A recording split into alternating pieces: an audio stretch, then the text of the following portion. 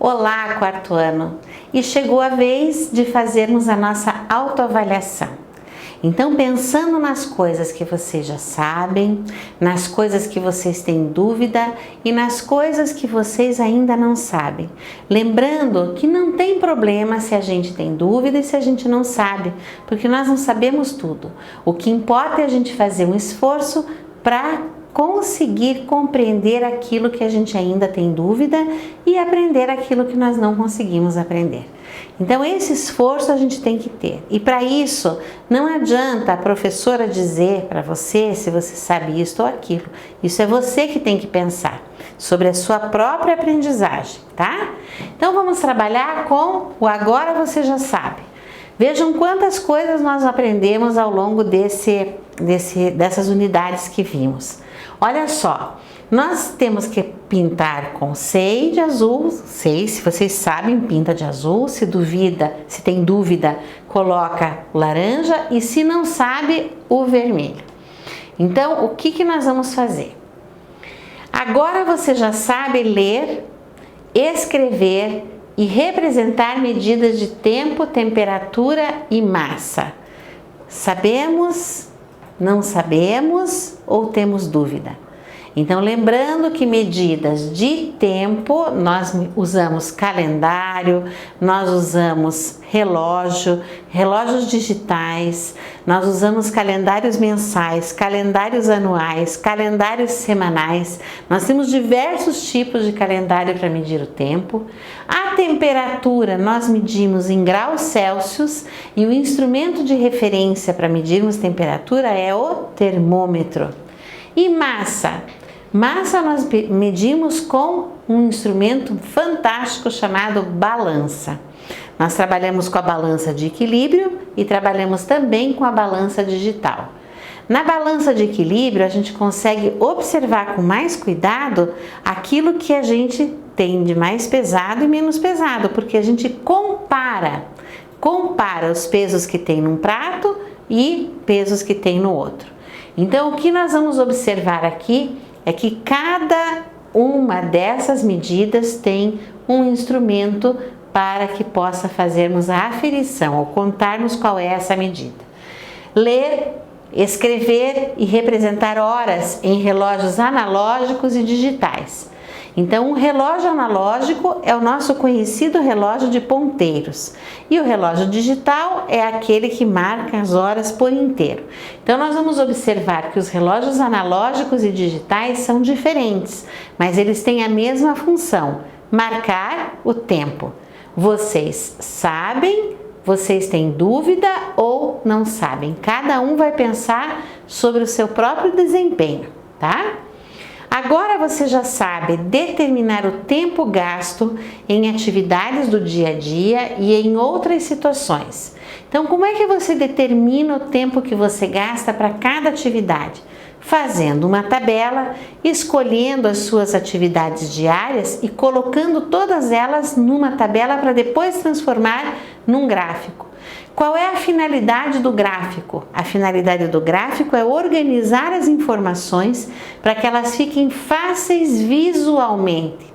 Então lembrem que é muito bacana a gente fazer gráfico porque a gente tem de primeira impressão uma ideia desses números que se a gente apresentasse, talvez só pelas contas, nós não conseguiríamos interpretar. Então a importância de nós termos, por exemplo, esses dados todos organizados.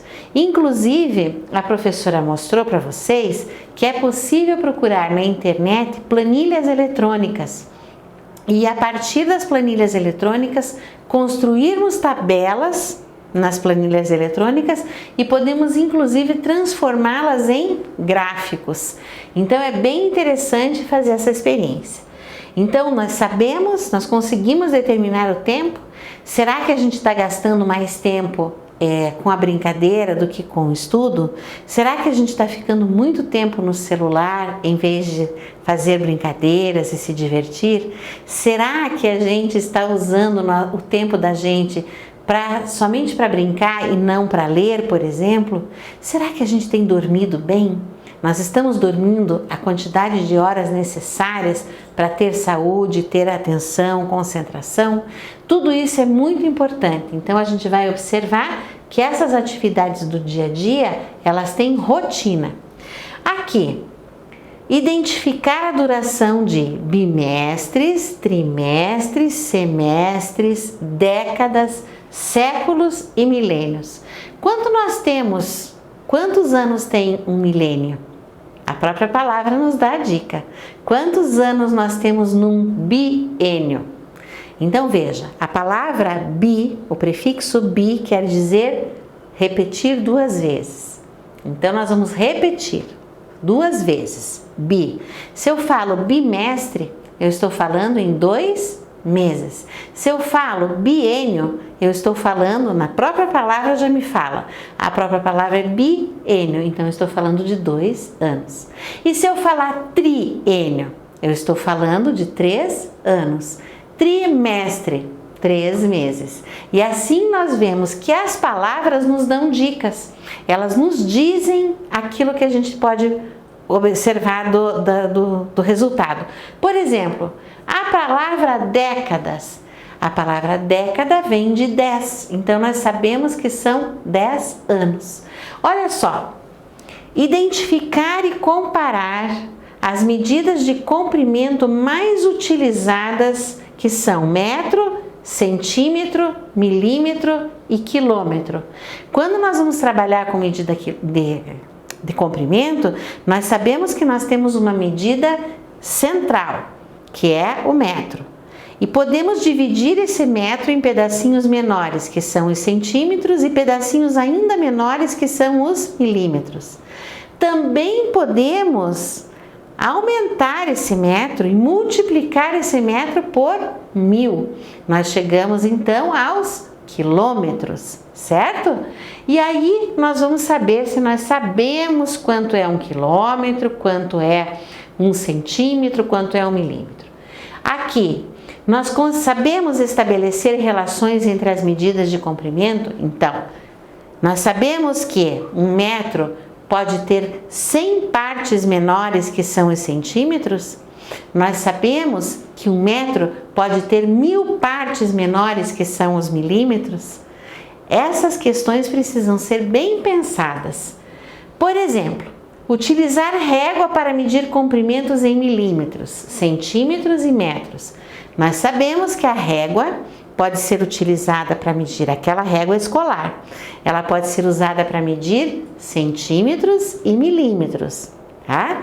Mas para nós usarmos metros, nós podemos usar outro tipo de instrumento. Nós podemos usar a trena, nós podemos usar o metro de madeira, nós podemos usar a fita métrica da costureira, que ela é maleável, então ela pode medir coisas curvas.